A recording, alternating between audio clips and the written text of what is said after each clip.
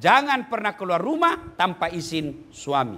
Ini perkara gampang, tapi itulah setan berhasil. Dia goda kita. Akhirnya apa? Sedikit dosa, sedikit pahala, banyak dosa. Mau masuk surga. Kau kira ada orang dalam? Ya, kan banyak orang begitu. Dosanya banyak, amalnya bertumpuk, amalnya sedikit, dosanya banyak, mau masuk surga. Salah satu penyebab perempuan banyak dosanya ketika dia keluar tanpa izin suami. Yang keempat,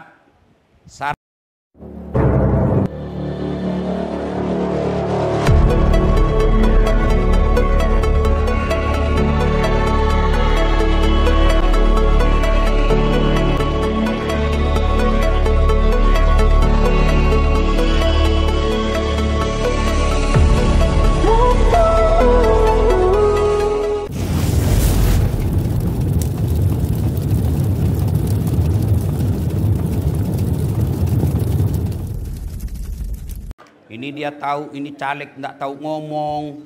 Ini dia tahu sudah tidak ada sekolahnya, masih dipilih. Kenapa? Wane piro. Ya, makanya jangan heran. Kemarin kita lagi susah-susah, anggota DPR joget-joget. Kenapa? Ya jangan heran, memang dia artis. Iya, memang dia selebriti. Jadi jangan pikir kamu mau dipikir. Kenapa? Habis duitnya puluhan miliar untuk dapat itu kursi. Makanya tidak usah marah-marah sekarang. Lebih baik 2029 akan datang. Jangan kau pilih gara-gara sogo. Coba lihat sekarang ibu-ibu. Kita orang miskin. Meskipun anak kita jujur. Meskipun anak kita cerdas. Tidak bisa jadi pejabat. Kenapa? Wane piro. Kau ketawa semua kau pelakunya. Ya, Bu, yang sudah terima uang serangan fajar, kembalikan uangnya orang. Habis, bertobat. Ingat, kata Nabi, uang barang haram yang masuk ke perutmu, hanya api neraka yang bisa mencucinya. Ini yang banyak orang, makanya ini ayat selalu diulang-ulang, diingatkan. Kenapa tiap tahun kita puasa? Kenapa tiap tahun puasa? Itu latihan supaya kita tidak makan uang haram. Apa gunanya puasa tiap tahun? Tapi kalau hobi makan uang sogo. Iya. Makanya 2029 yang akan datang, jangan lagi kau pilih karena popularitas. Jangan lagi kau pilih karena isi tas.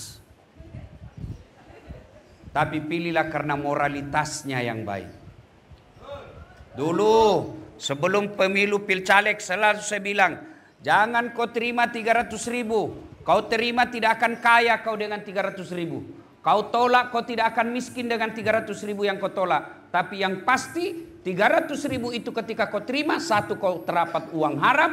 Dua, akan merusak negaramu. Nah, kau lihatlah sekarang akibatnya. Ya, makanya akan datang jangan lagi terima uang sogo. Bisa? Bisa? Kenapa insya Allah?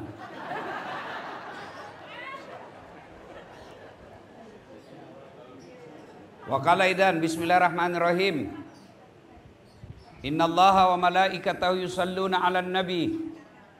Ya ayyuhalladzina amanu sallu 'alaihi wa sallimu taslima. Sesungguhnya Allah dan para malaikatnya bersalawat kepada Rasulullah Muhammad sallallahu alaihi wasallam, maka wahai orang-orang yang beriman, bersalawatlah kalian kepada Rasulullah dengan sebaik-baik salawat. Sadaqallahul azim, maha benar Allah dengan segala firman-Nya. Bapak Ibu saudara-saudara sekalian, teristimewa yang kita muliakan para alim ulama dan terkhusus para pejabat yang hadir di tempat ini, baik sipil maupun Polri, yang insya Allah dimuliakan rahmati Allah Subhanahu wa Ta'ala. Siapa mau saya kasih duit 100.000? Siapa mau? Tapi harus jawab pertanyaan saya. Siapa mau? Wes. Nah, Mas, sampean. Iki. Mas, Anak bungsunya Nabi siapa namanya? Anak bungsunya Nabi. Anak bungsunya Nabi. Siapa? Hah? Anak bungsunya Nabi.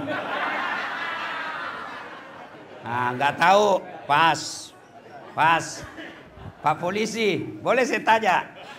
Boleh? Berapa anaknya Nabi, Mas? Sampean bukan sampean ditanya. Nah, ayo. Berapa anak sampean anaknya Nabi?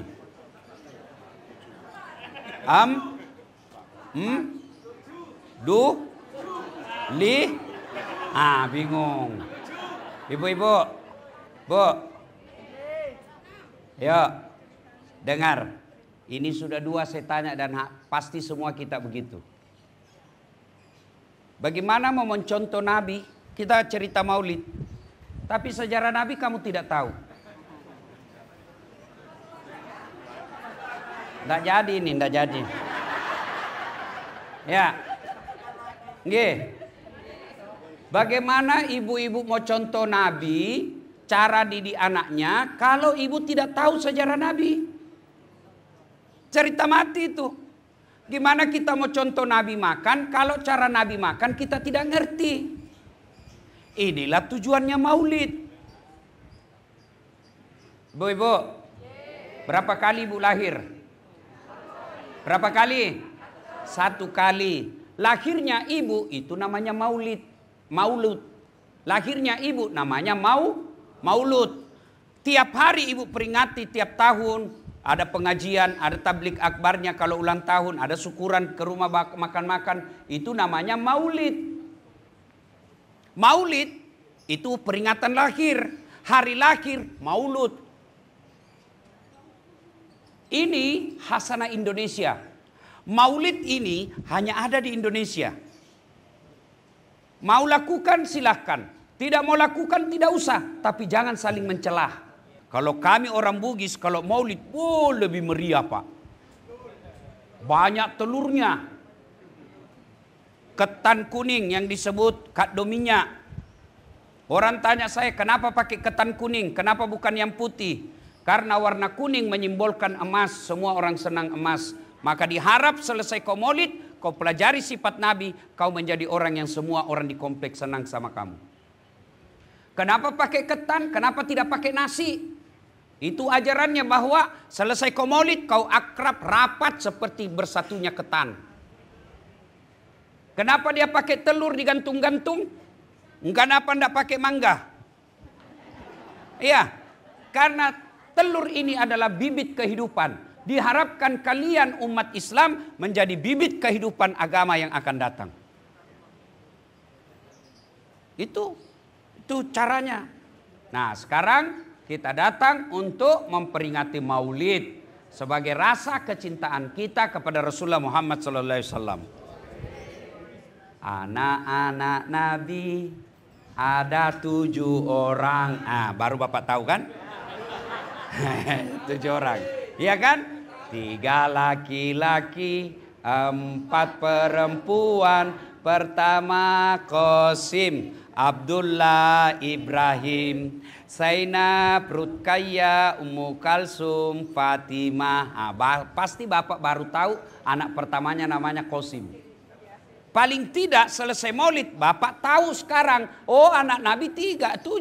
3 laki-laki, 4 perempuan. Oh, ternyata anak pertamanya namanya Qasim. Maka Nabi juga pernah dipanggil Abul Qasim. Anak terakhirnya namanya Ibrahim. 11 bulan meninggal. Coba, ini tujuannya maulid. Ya Bu? Nah, tujuannya apa setelah itu kita tahu? Kita contoh Rasulullah SAW.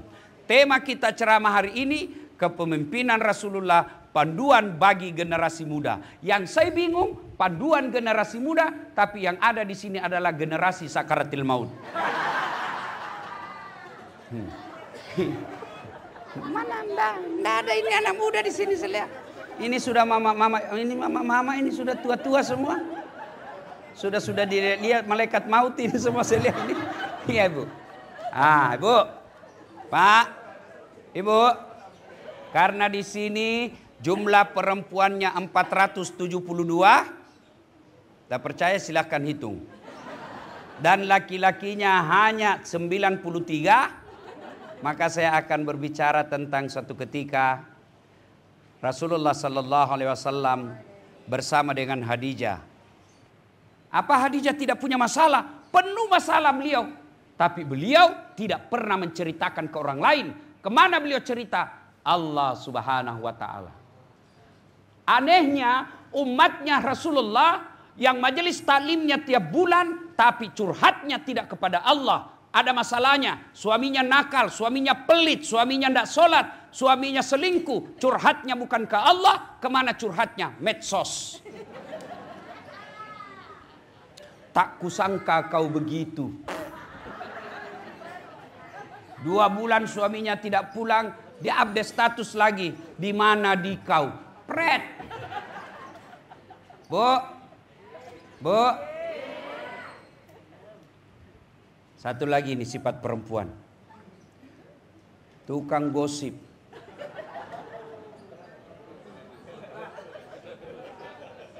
Ibu. Hei. Nabi bilang perempuan itu paling gampang masuk surga.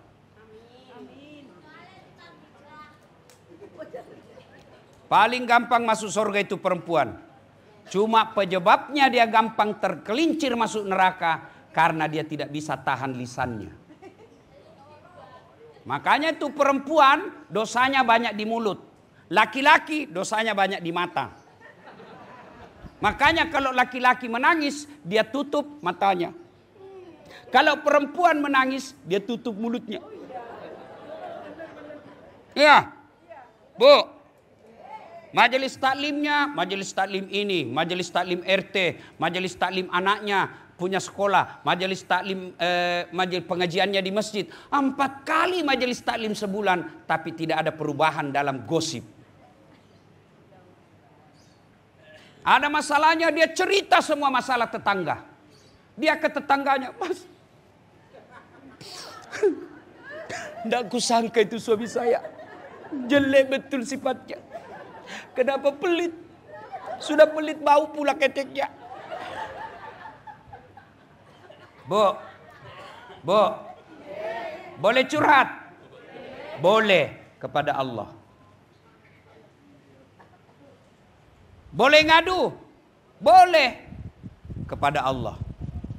Majelis taklim yang baik, ada masalahnya, dia bangun menghadap kepada Allah, minta pertolongan Allah. Itulah generasinya Khadijah. Maka jangan heran Khadijah meskipun sudah wafat, Nabi sampai sedih. Maka kita dalam Islam ada yang disebut tahun duka cita. Kenapa disebut tahun duka cita Isra'nya Nabi? Karena Siti Khadijah wafat pada tahun itu dan berduka. Jadi kalau besok-besok ibu lebih dulu meninggal, lalu suamimu menangis, ya Allah kenapa terlalu cepat kau panggilin istri saya. Meskipun dia tukang ngomel tapi saya dia ya Allah baik betul. Ciri-ciri penghuni surga. Tapi kalau sebaliknya begitu ibu meninggal suamimu masuk kamar berteriak merdeka.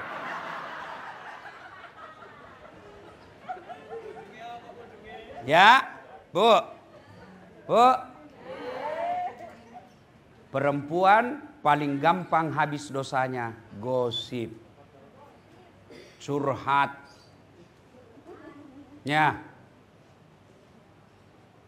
Ibu mau cerita ke masalah dalam hidup, bangun menghadap kepada Allah. Ya Allah, saya melihat suamiku mulai lain-lain ya Allah. Tidak mungkin saya bisa menjaganya. Engkau yang maha menjaga ya Allah. Jagalah suami saya Allah. Saya makhlukmu yang daif. Saya periksa HP-nya satu, ternyata masih ada disimpan yang lain. Boleh doa begitu? Boleh. Daripada ibu bahasa Arab tidak tahu artinya. Nanti bingung malaikat. Apa maksudnya ini ibu? Lain di bibir, lain di hati. Iya, boleh. Bahkan ibu-ibu boleh doa begini. Ya Allah, engkau sudah tahu apa yang ku mau, maka kabulkan. Boleh. Daripada ibu bahasa Arab tidak tahu artinya. Kata malaikat, apa maksudnya ini ibu ini? Dia berdoa mau dilindungi suaminya, doa yang dia minta, doa minta hujan.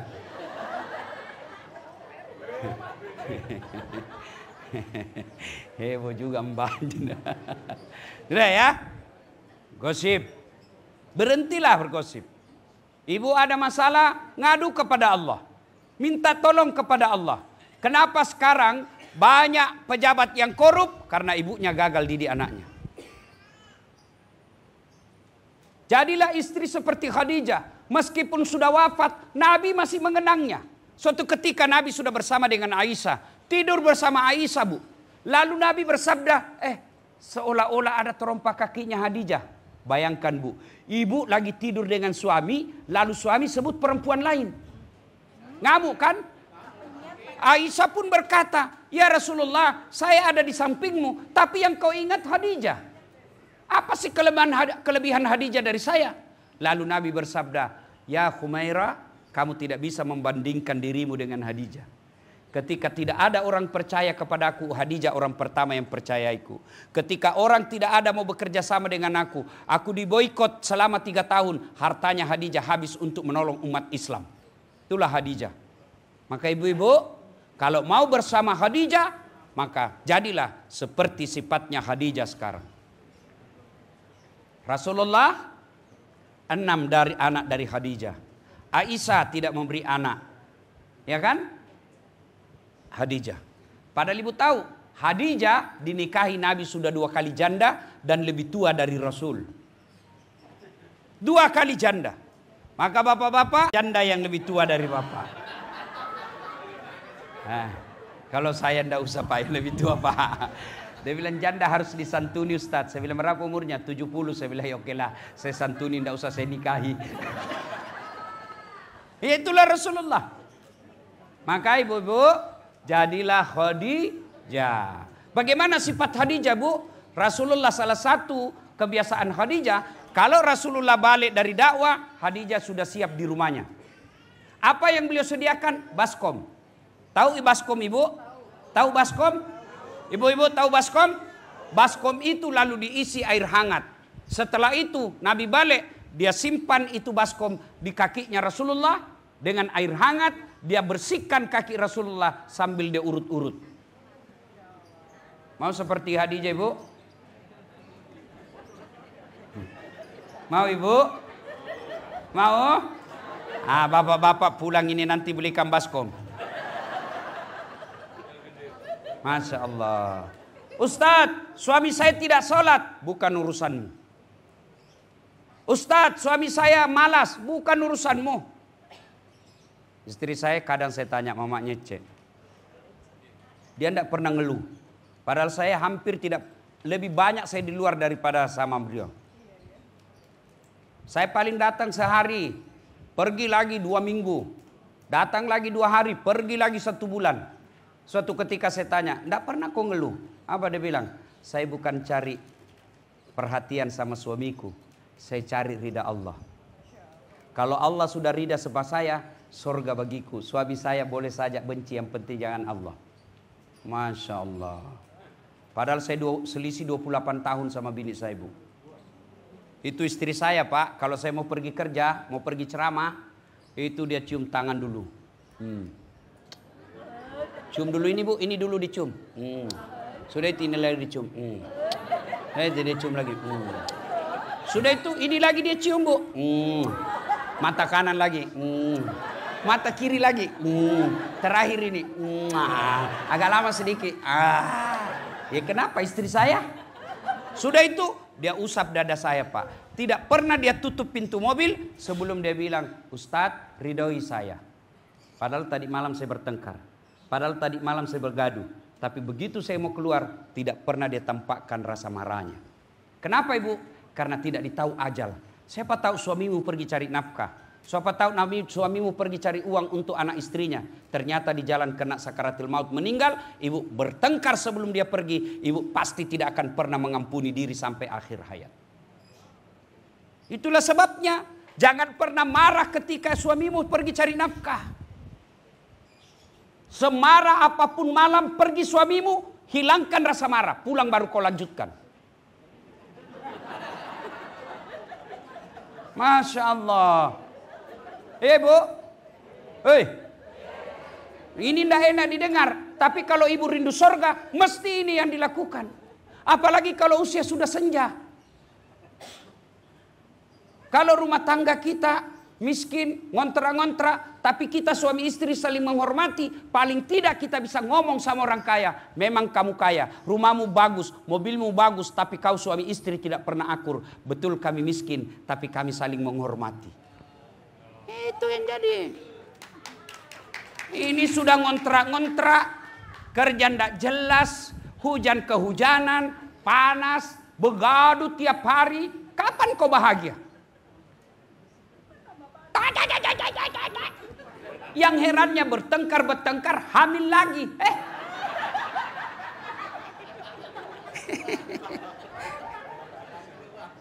Ya. Bu. Nah, pesan kedua. Datanglah ibu-ibu. Ngadu sama Nabi. Ya Rasulullah, katanya Islam ini adil. Katanya Islam tidak membeda-bedakan antara laki dengan perempuan. Kata Nabi, betul. Ya Rasul, setelah kami pikir-pikir, sepertinya lebih banyak pahalanya laki-laki daripada kami perempuan. Laki-laki dianjurkan ke masjid berjamaah, kami hanya tinggal ngurus sana. Laki-laki jihad ke perang dapat pahala syahid, kami tinggal ngurus di rumah.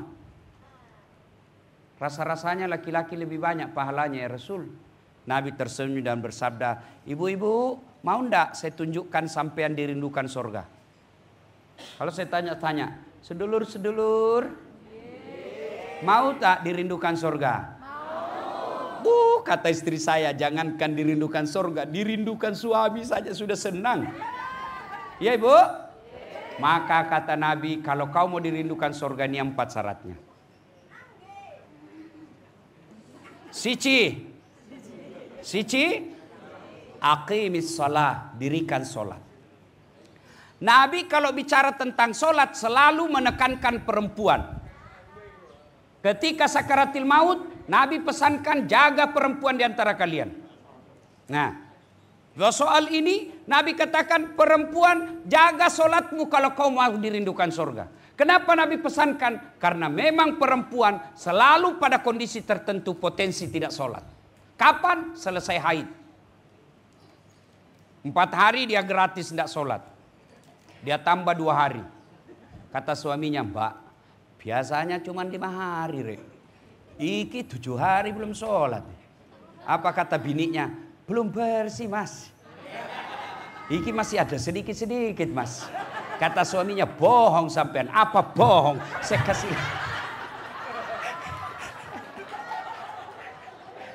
Ya wes. Hah? Iya bu.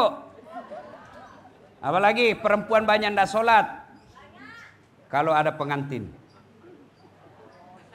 Oh, bajunya jilbab sakaratil maut. Biasalah, nah wes ndak aja masalah. Jilbabnya jilbab sakaratil maut. Pernah lihat jilbab sakaratil maut bu? Oh itu kalau ada pengantin, saya ceramah kemana-mana bu. Kemarin malam saya dari Malaysia. Itu Malaysia perempuannya itu jilbabnya segitiga saja bu. Peniti di sini selesai. Orang Arab satu aja lubangnya masuk besar sek masuk. Jilbabnya orang Indonesia, masya Allah. Saya biasa bingung gimana cara pakainya ini ya. 3 lapis dikasih miring setengah, digulung lagi truk, kayak ada pohon-pohon di sini, dikasihnya lagi kembang-kembang di sini. Dia ikat lehernya sampai kalau dia mau balik dia gini baliknya. Beleng-beleng. Tiba waktu sholat, ndak sholat tuh. Kata suaminya, Mbak, sholat Mbak. Kata istrinya, sadar sampean. Saya sadar, saya suruh salat sampean. Ini jilbabku kau ndak lihat ya. Ini jilbab iki pakainya ruwet. Ya bu? Bu, kapan lagi perempuan banyak ndak sholat? Selesai melahirkan. Katanya nifas harus 40 hari. Tidak. Nifas itu tidak ada ketentuan harinya. Nifas itu tergantung bersihnya. Kalau dia bersih 14 hari wajib sholat. Dia bersih 50 hari belum wajib sholat. Tadi tidak ada yang katakan 40 hari. Sampai selesai melahirkan dia belikan istrinya mie goreng.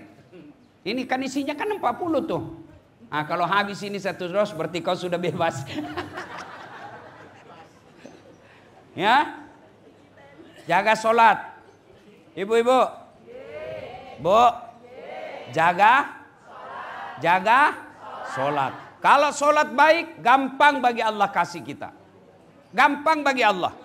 Ya, sholat diperbaiki. Yang kedua, kata Nabi, kalau kalian mau dirindukan oleh surga, setelah sholat, wasyamu Ramadan, berpuasalah di bulan suci Ramadan. Alhamdulillah saya yakin kita semua puasa Ramadan. Tapi yang saya curiga, sampai sekarang masih ada ibu-ibu belum bayar yang lepas puasanya. Ya, kalau dengan sengaja dia tidak bayar dan masuk lagi Ramadan berikutnya, maka dia kena denda. Apa dendanya? Puasanya kalau misalnya 5 tidak menjadi 10. Tapi apa? Tetap 5 dan dendanya memberi makan fakir miskin. Ya Bu. Alhamdulillah saya lihat ibu-ibu rajin puasa. Tapi coba lanjutkan Senin Kamis. Coba lanjutkan Senin Kamis. Kalau sudah rajin puasa Ramadan, alhamdulillah. Tapi coba lanjutkan Senin Kamis. Apalagi ibu-ibu yang sudah tua-tua. Biasakan puasa Senin Kamis. Ya, Bu, orang yang selalu puasa Senin Kamis, insya Allah sehat. Ya, ada situ Stelsem apa namanya? Apa Pak Camat itu yang ganti kromosom? Stem. Itu ada profesor di Sulawesi Selatan ahli soal itu. Dia bilang stem cell paling baik puasa, aman. Tidak ada risiko dan dia dapat pahala. Puasa. Bagaimana caranya Ustaz? Misalnya hari Kamis besok. Ya sudah niatkan. Saya tidak bisa makan sahur Ustaz. Begitu mau tidur, niat saya mau puasa besok.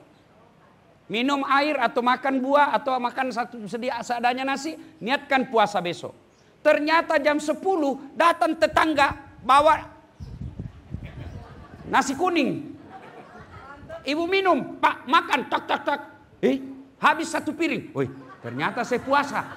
Lanjut, itu rezekimu yang 1 piring. Lanjut, tidak apa-apa, boleh. Ternyata siang datang lagi orang bawa es dawet. Habis lagi.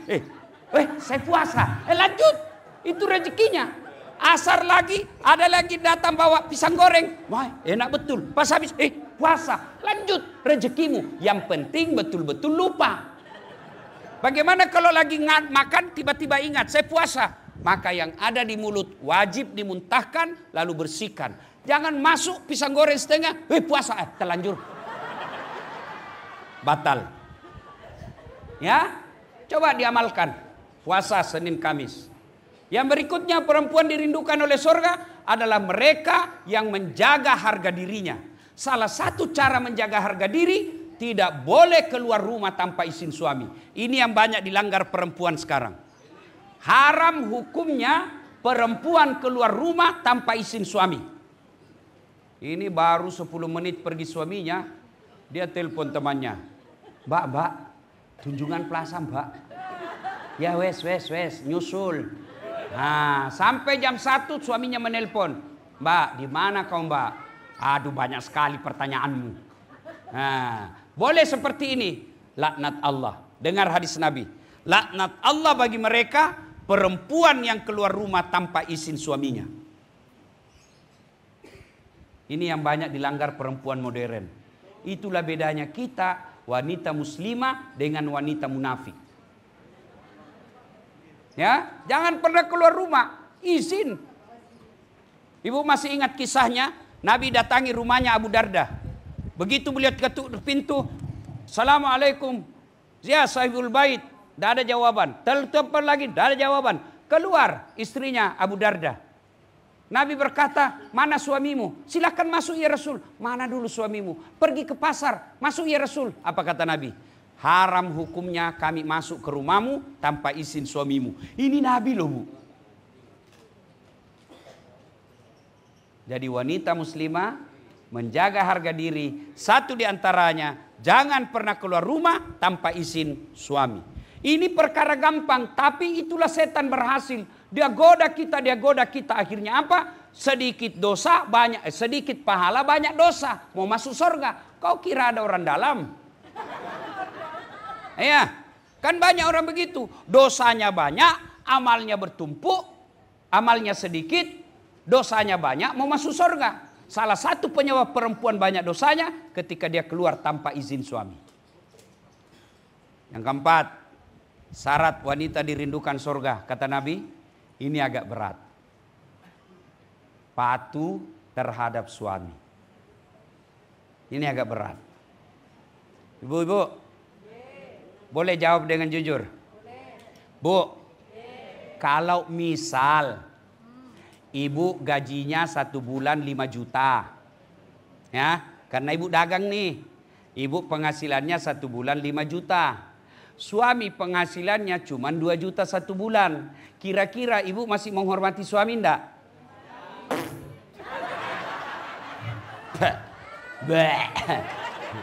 Bos, kamu aja ndak ada kerjamu, suami punya kerja kok ndak hormati.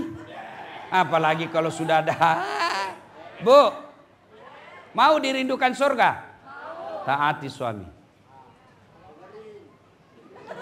Suami saya ndak sholat, bukan urusanmu. Dan hebatnya di perempuan Islam, hebatnya menjadi perempuan Islam, dengar bu, dosanya suami dia tidak tanggung istri. Sebaliknya, dosanya istri ditanggung oleh suami. Jadi kalau ada perempuan nanti di akhirat, ketika belum bergerak kakinya diadili, ada 4 laki-laki yang harus tanggung jawab terhadap perempuan itu. Siapa? Yang pertama, bapaknya. Yang kedua, saudara laki-lakinya. Yang ketiga, suaminya. Yang keempat, anak laki-lakinya. Ketika ada perempuan wafat dan dia tidak baik agamanya, ditanya, mana bapaknya ini? Saya sudah didik anak saya itu. Dari kecil saya didik sampai menikah. Setelah ijab kabul, bapak tahu namanya ijab kabul. Ijab, penyerahan, kabul, serah terima. Itu ijab kabul. Ketika bapak sudah saya terima nikahnya ini bin ini dengan mahar, itu berarti tanggung jawab bapaknya ibu pindah ke tanggung jawab suami. Saya sudah didik anak saya. Itu suaminya tuh yang tidak beres. Maka dicari suaminya. Mana suaminya nih? Oh ini. Oh kau rupanya. Pantas istrimu gini. Kau tidak pernah hadir berjamaah di masjid. Pantas istrimu gini. Kau terlalu sibuk cari uang. Tidak pernah kau ajar anak istrimu. Pantas istrimu tidak sholat. Kau sendiri tidak sholat. Maka jangan pernah menghina suami. Karena suami dia tanggung istrinya dunia. Juga dia tanggung istrinya di akhirat. Gue pikir gampang jadi suami. Hah? Malu itu suamimu kalau kau pulang lebaran tidak pakai baju baru. Kalau perlu suami tidak usah pakai emas, yang penting istrinya pakai emas. Iya. Mana pernah ibu pikirkan suami pakai emas? Enggak, paling istri. Maka jangan suka ngomel. Ngomel aja kerjanya. Sudah suka ngomel, malas masak. Suaminya mau makan, dia bilang go food. Ibu-ibu,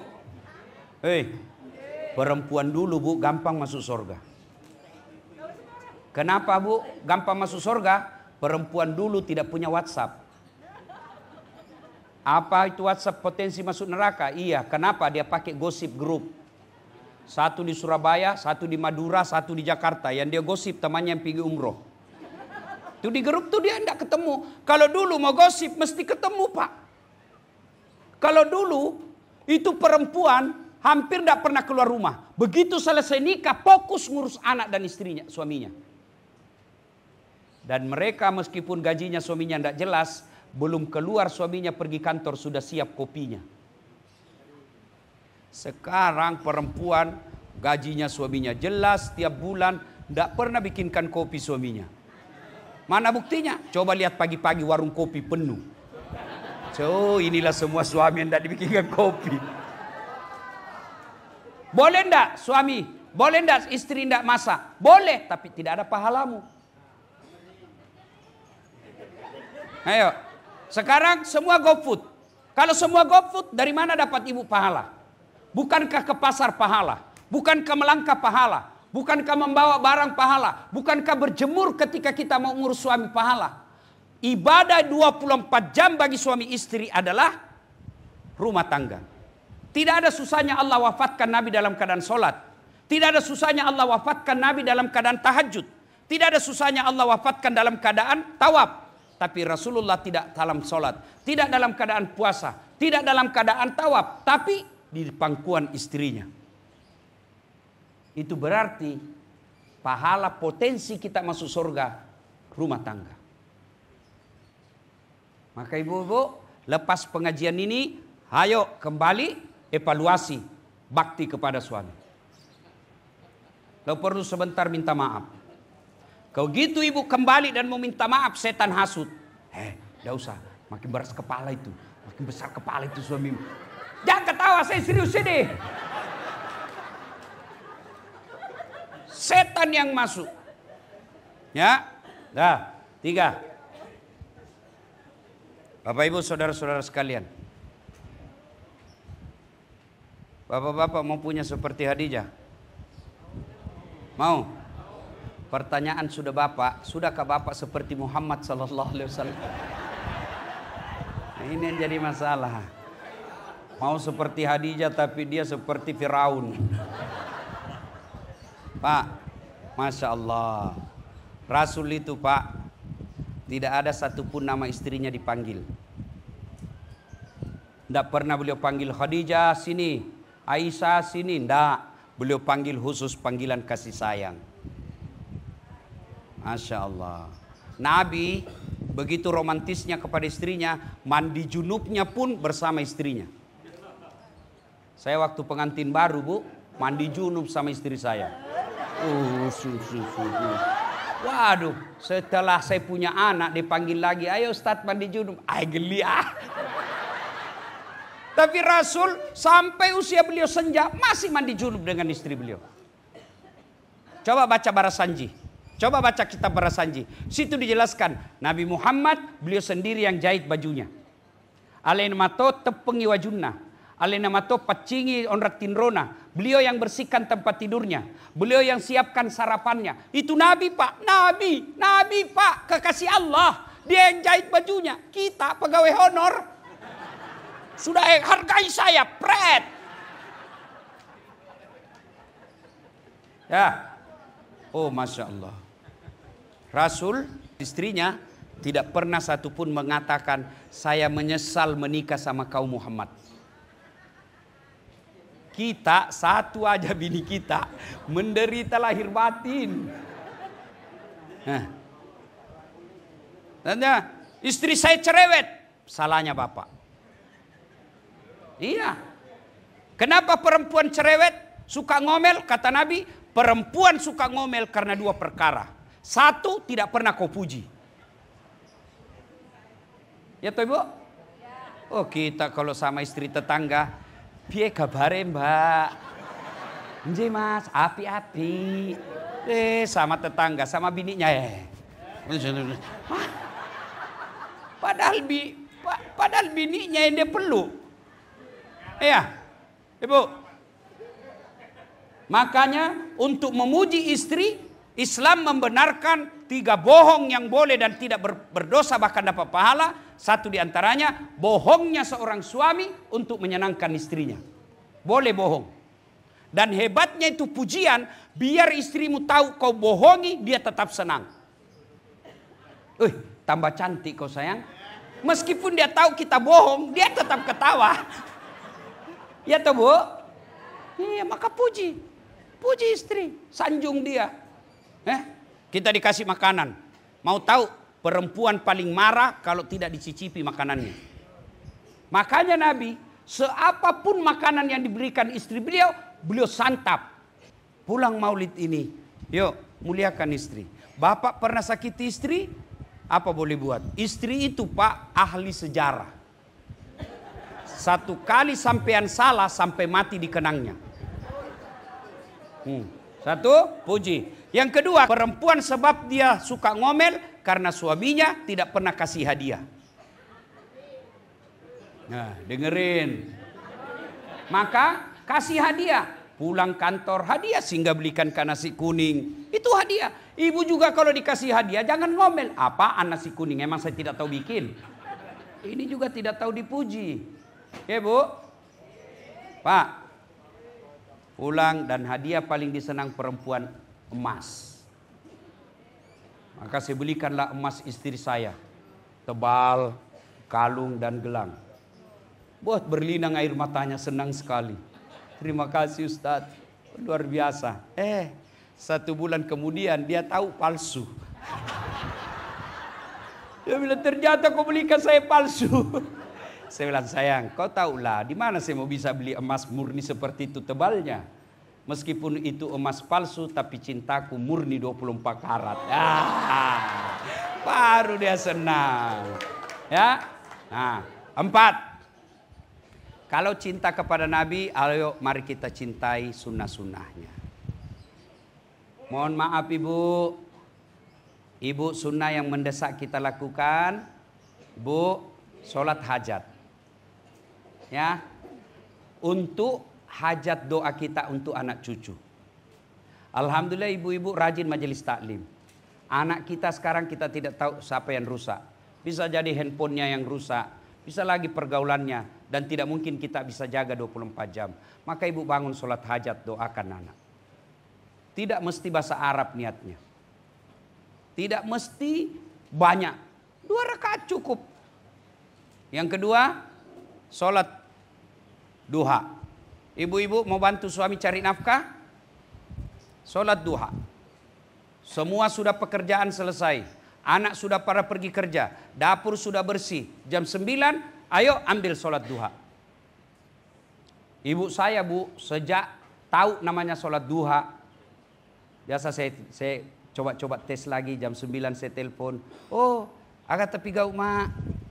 Kenapa kak pura dio nak? Melok kaya mas sampajak duha. Saya tanya, apa bikin mak? Saya baru mandi, mau sholat duha. Dan tiap hari. Dan hebatnya, doa bukan untuk dirinya tuh ibu. Siapa dia doakan? Ya Allah, lindungi anak saya dalam dakwah. Pelihara lisannya, murahkan rezekinya. Otomatis anaknya dapat rezeki, ibunya dapat juga. Maka ibu tidak usah doa, ya Allah berikan saya mobil. Ya Allah berikan saya ruko. Enggak. Ya Allah tambahkan rezeki anak saya. Supaya ada berbagi untuk saya.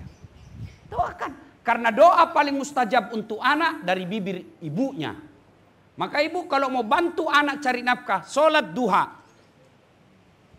Yang ketiga, sholat sunnahnya apa? Ketiga. Ayo ibu, mulai biasakan sholat taubat. Bapak-bapak sudah 60 tahun ke atas. Ayo biasakan sholat taubat. Sholli sunnatal taubat rakataini lillahi ta'ala. Saya niat sholat taubat, sunnah hukumnya bagi saya lillahi ta'ala. Allahu Akbar. Itu juga tidak hafal, pakai bahasa Indonesia. Saya niat sholat taubat 2 rakaat, sunnah hukumnya bagi saya lillahi ta'ala. Allahu Akbar. Itu pun bapak tidak tahu, ambil jalan pintas berdiri tegak. Tuhan, sholat taubat ya. Allahu Akbar. Boleh, boleh. 2 rakaat berikutnya ulang lagi. Tuhan masih seperti yang tadi. Allahu Akbar. Boleh. Sudah itu bapak taubat. Ya Allah ampuni dosaku. Saya hilap. Saya keliru. Ya Allah ampuni saya. Tapi yang lebih penting berikan saya kemampuan tidak mengulangnya. Rabbana la tuzigh qulubana ba'da idh hadaitana wa hab lana min ladunka rahmah. Ibu bapak saudara-saudara sekalian, banyak yang ingin kita contoh kehidupan Rasul, tapi kalau dibahas semua di sini tidak cukup waktu. Ibu-ibu punya handphone? Bapak-bapak punya handphone? Ada WhatsApp? Ada. Di aplikasi WhatsApp itu ada namanya aplikasi Meta. Ada ya? Ada ya? Ibu tulis, ketik, pencet itu Meta, keluar ruang ketik. Maka ibu ketik, bagaimana Rasulullah makan. Keluar semua itu. Sekarang hanya orang malas yang tidak bisa belajar agama. Semua ada. Apalagi ada lagi lebih hebat bu. Namanya Chat GPT. Semua dia tahu. Tanya apa saja dia tahu. Di mana ada saat lahir. Hai, saya kasih informasi. Dia jelaskan semua. Apakah ini cukup? Tambah lagi. Dia jelaskan lagi. Berapa istrinya ada saat latih. Dia tahu semua itu. Ya. Nah, untuk melengkapi acara kita ini, balik nanti, ayo kita kembali pelajari sisi kehidupan Nabi. Mudah-mudahan setelah kita tahu, kita coba mengamalkan dalam kehidupan sehari-hari. Terima kasih yang setinggi-tinggi penghargaan atas kehadiran Bapak Ibu sekalian. Saya datang di sini bukan tidak merasa sebagai tamu, tapi datang sebagai keluarga. Sebab di Duku Kupang ini banyak keluarga saya. Ya, makanya waktu saya lihat, Duku Kupang, tempat ada paman saya di sini Duku Kupang 12. Nah, itu paman saya di situ rumahnya. Saya masuk rumah, terakhir saya ke sana dulu waktu saya SD masih saya lihat, saya masih ingat. Ya, jadi di sini banyak orang Bugis juga. Di mana-mana saya ketemu banyak orang Bugis. Bahkan beberapa hari yang lalu saya ceramah di Malaysia, diundang sama ketua menteri namanya. Kalau kita di sini gubernur Sabah. Diresmikan masjid Songkok Recak. Kubahnya itu yang Songkok Bugis pakai. Itu dia coba luar biasa orang Bugis. Dan ternyata di Jawa Timur juga ini ada banyak orang Bugis. Namanya KKSS. Kerukunan Keluarga Sulawesi Selatan. Kami orang Bugis, biasa jangan heran, jangan kaget kalau kedengaran bicaranya agak keras. Bukan kasar, tapi memang keras suaranya, tapi hatinya lembut. Ya. Orang Bugis itu, Bapak Ibu sebagai pengetahuan, orang Bugis itu tidak tahu pantun. Makanya dalam budaya tutur Bugis tidak ada pantun. Yang ada itu di Jawa, Sumatera, Betawi, Melayu, itu Pontianak, itu mereka Riau, mereka bertutur pakai budaya pantun. Kalau dia melamar anaknya orang dia berpantun. Aku melihat ada bunga di taman. Bunga itu sudah siap untuk dipetik. Itu orang Melayu. Tapi kalau orang Bugis, sudah besar anakmu ya? Saya kasih nikah sama anakku ya boleh? Itu begitu aja. Dia tidak begini-gini Pak. Ya, tapi apapun suku kita, apapun ras kita, kalau kita beragama Islam mestinya sama kita punya budaya dan kebiasaan. Ibu bapak saudara-saudara sekalian, terima kasih atas kehadirannya semua. Mohon maaf atas segala kekurangan. Usikum wa nafsi bitaqwallah fastabikul khairat. Assalamualaikum warahmatullahi wabarakatuh.